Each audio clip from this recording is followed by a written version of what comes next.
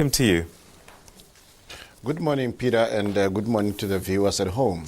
All right, so have all the issues been dealt with? Will this commission hearing begin and carry on today?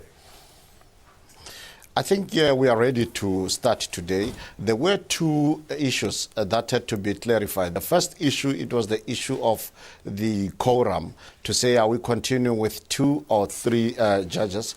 Then the presidency issued a presidential minute where the indicated that we should continue with 2 commissioners, as the president is further applying his mind on that one. So that technicality is being dealt with.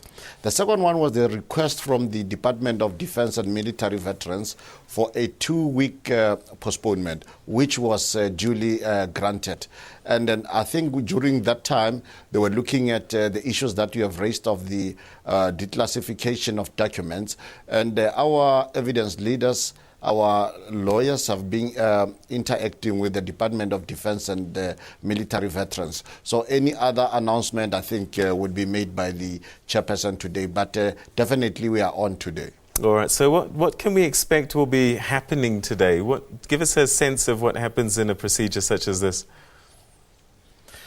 Today, I think the first part would be the opening address by the chairperson, Justice Willie Siriti. Then from there on, there would be now the outlining of the processes and the procedures by the evidence leaders. And I think it's during that period that some issues would be made very clear to the public. Then we're expecting to break for lunch. And when we resume after lunch, it's only going to be the different legal teams who will be just finalizing and coming to an agreement in terms of how the process will unfold going forward on the second day. We're expecting the first witness to take a stand on the Tuesday. All right, so now I guess the whole point of this commission is to make sure that the truth is uncovered in its totality. How do you respond to these accusations that vital evidence is lying unread in containers at the premises of the Hawks? Firstly, let me indicate that we are quite aware of the documentations that have been referred to. And the documentation that has been referred to doesn't form part of the initial part or the first phase of the hearings. Those documentations are for the phases that will become when we deal with terms of reference 5 and 6.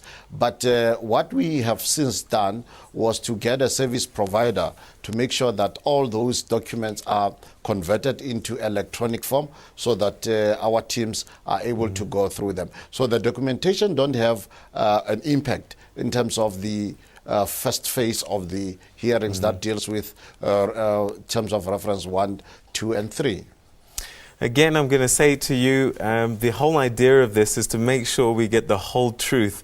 But we're getting reports that witnesses feel intimidated by the commission, saying that you have to make sure that you disclose where you got your information and that you didn't obtain it illegally. Patricia DeLille says it doesn't matter where the information comes from as long as it's true.